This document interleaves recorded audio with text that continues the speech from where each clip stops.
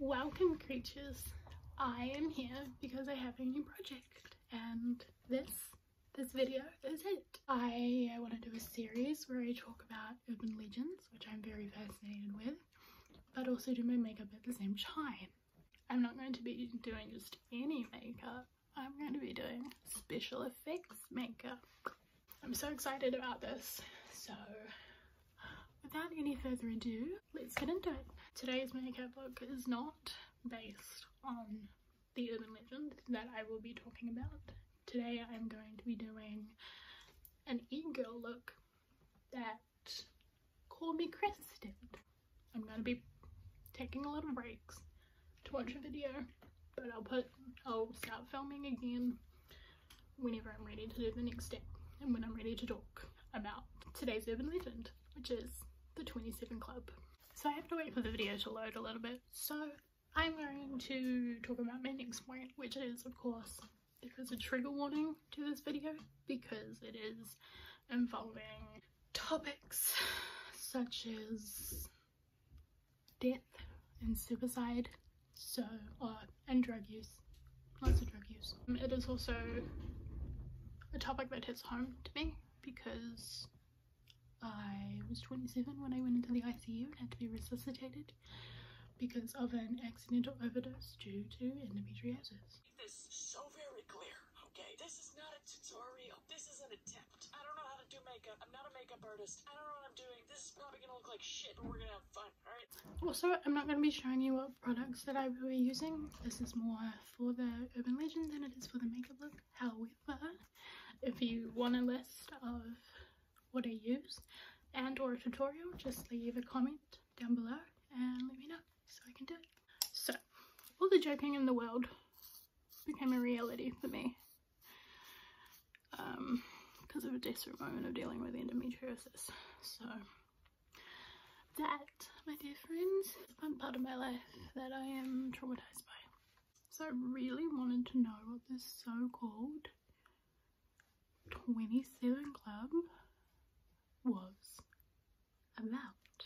What it is that the 27 Club is an informal list of people consisting mostly of popular musicians, artists, actors, and other celebrities who died at 27, beginning with the deaths of several 27-year-olds, you know, the popular musicians between 1969 and 1971. Dying at 27 became and remains to be the subject of pop culture, celebrity journalism, and the entertainment industry lore. This cultural phenomenon, I thought I dropped some. This cultural phenomenon became known as the 27 Club. Oh God, we're packing it on today. These attributes have special significance to popular musicians, artists, actors, and other celebrities who died at 27, like I said before. Looking down at my mirror, by the way. Normally through the means of drugs or alcohol abuse, or violent means such as homicide and unaliving, or even transportation related accidents like that. Oh Jesus, hello. Just the cats.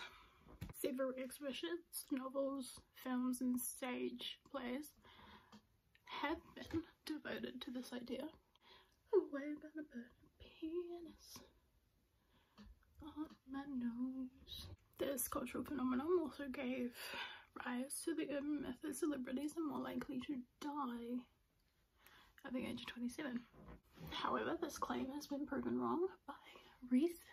The history behind the 27 Club started with Brian Jones, Jimi Hendrix, try not to block you guys but also trying to see, by Janis Joplin, Jim Morrison between 1969 and 1971. Although one of the earliest popular musicians to be added to this list was a blues musician, Robert Johnson, who died in 1938. According to Hendrix and Kurt Cobain's biographer, Charis R. Cross, the growing importance of the media and the response to an interview of Cobain's mother were jointly responsible for such theories. Wendy Vredenburg Cobain O'Connor, who is Kurt Cobain's mother, she told Aberdeen, Washington newspaper The Daily World, "Now he's gonna join this stupid club. I told him not to join that stupid club." This is of course referring to Hendrix, Joplin and Morrison dying at 27, according to The Cross. Other authors also share this view, believe it or not. However, on the other hand, Eric Segalstad, who is the writer of The 27's The Greatest Myth of Rock and Roll, assumed that Wendy was referring to the death of his two uncles and his great uncle, whom all died by committing unlivery. According to The Cross, this has led to a set of conspiracy theorists thinking the absurd notion that Cobain intentionally timed his death so he could join the 27 Club. Granted though, would it be so bad to have died at 27?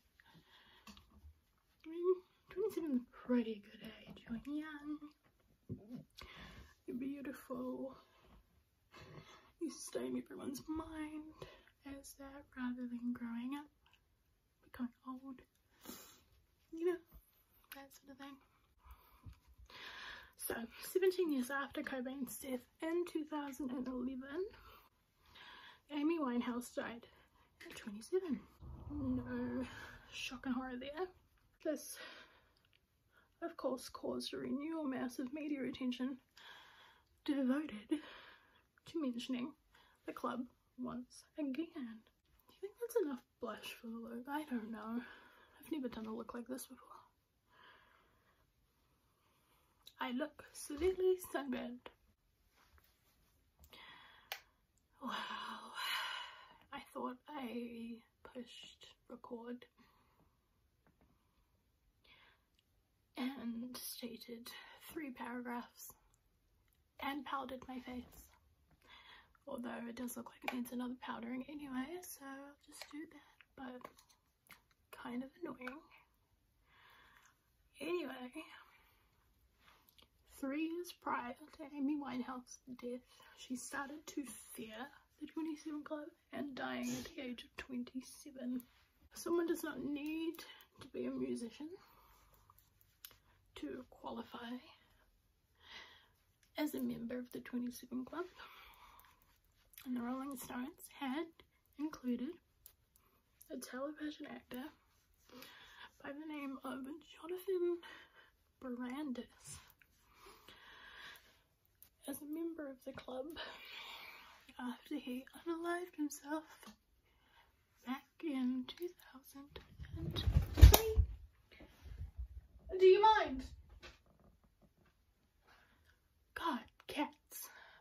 So again, I had the incident where I was just talking and doing my eyebrows, and then I realised I wasn't even filming. So, Jean or Jean Michael Basquiat was included as a member of the 27 Club, despite a short time as a music career person and his prominency in being a painter. Oh, is she looking a teeny tiny bit better? Why am I so itchy though? Charles R. Cross, a music biographer, said accordingly, the number of musicians who have passed away at 27 is truly remarkable. Though humans die regularly at all ages, there is a statistical spike for musicians who have died at 27. This is what Charles R. Cross is saying. Despite the cultural significance when it comes to musicians and other celebrities dying, at the age of 27. The claim that it's higher or more common with celebrities and musicians is a lie, and this has been proven with scientific research. University academics posted a study in the British Medical Journal in December of 2011. God, I hate having hooded eyes, this is shit. So the study showed that there was no increase in the risk for musicians dying at the age of 27. It also says that there was an equally small spikes at the ages of 25 and at the age of 32.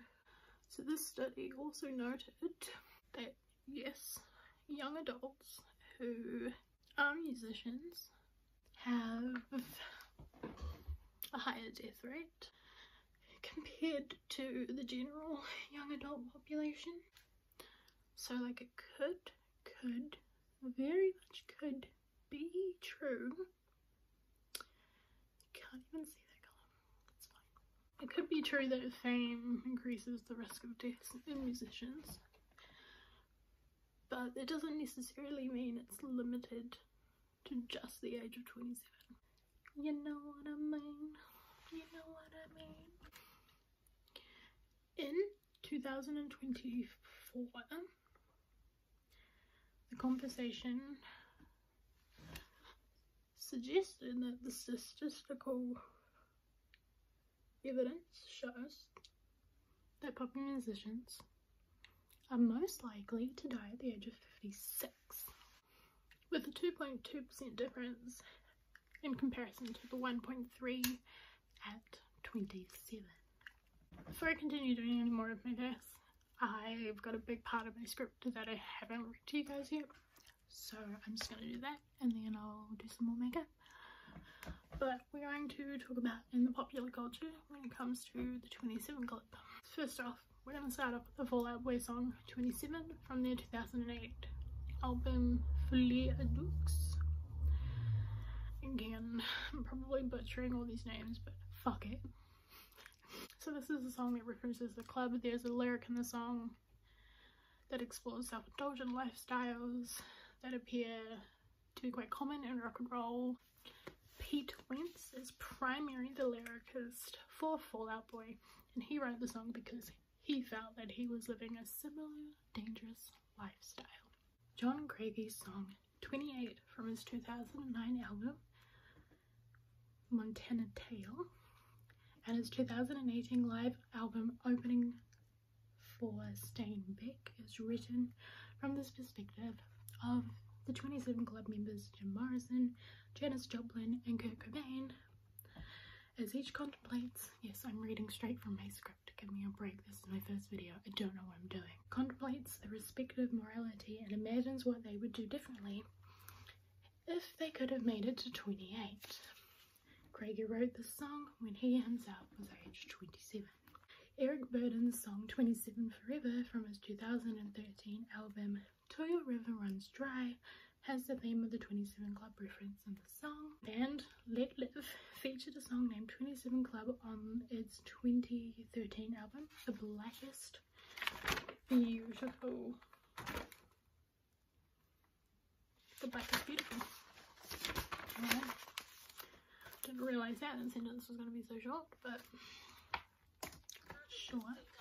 Hi, hello, I did all this while talking and once again found out I was recording. So let me finish up this eye while I continue from where I left off to where I got to.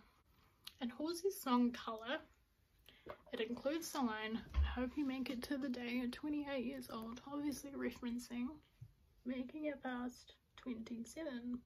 Pretty Reckless released a song titled Rock and Roll Heaven on their 2011 studio album Death by Rock and Roll.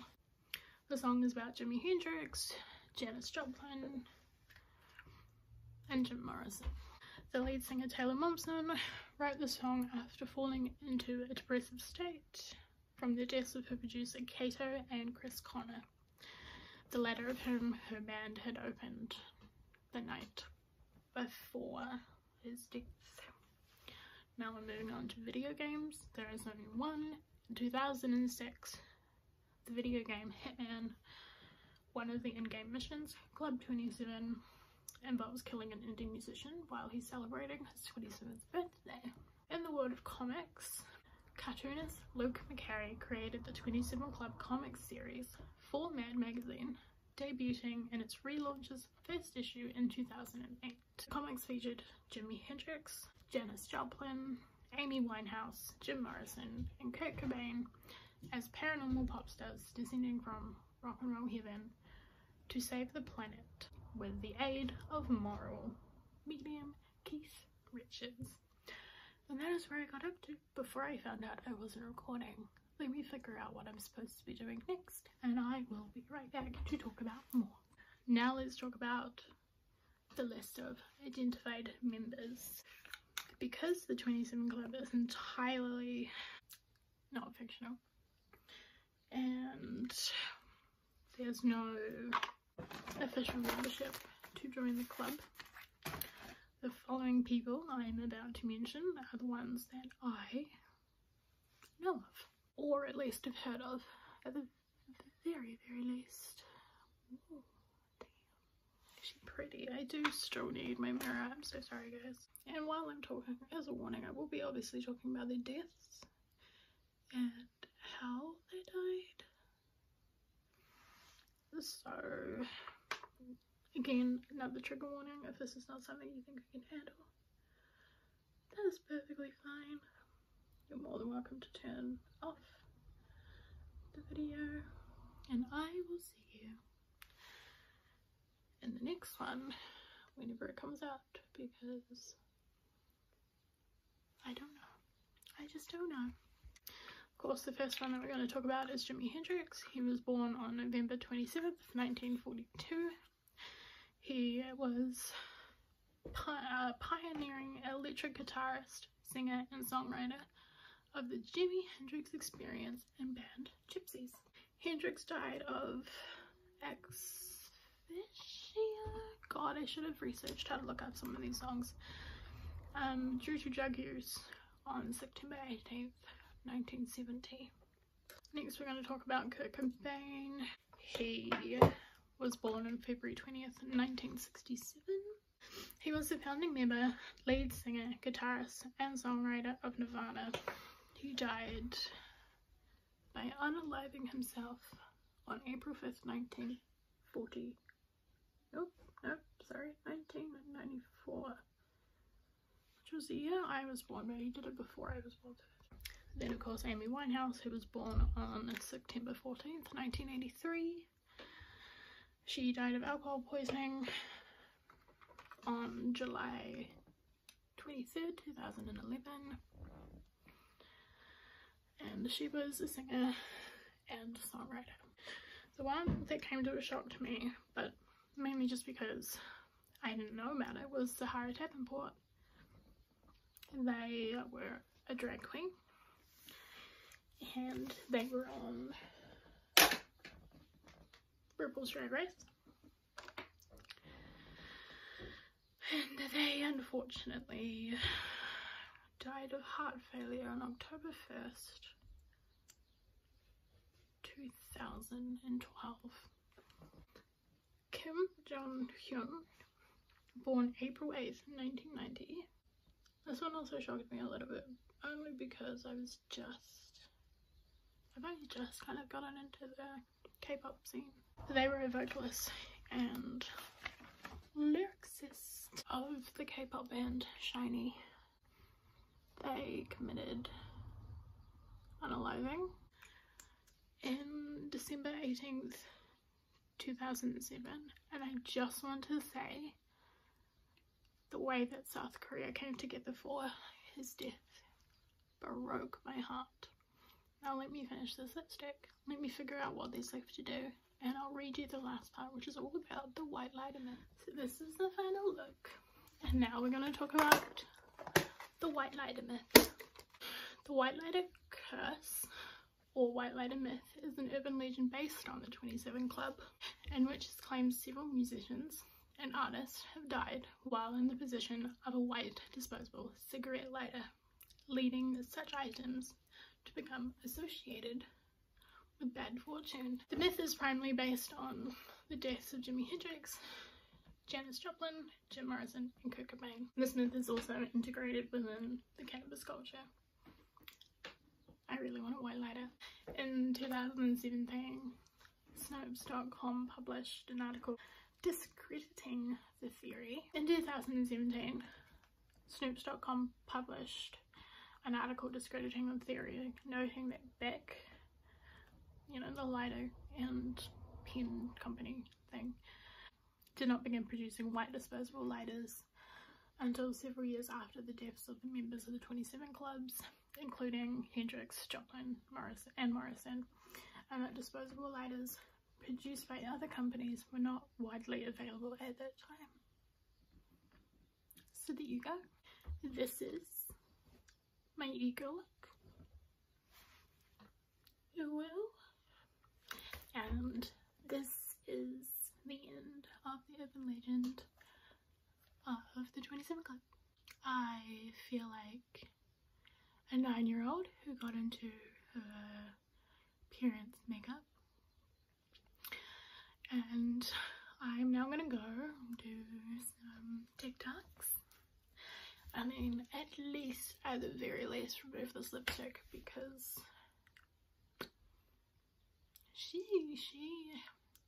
she's a thing. But anyway, until next time, creatures, stay safe, and I'll see you then.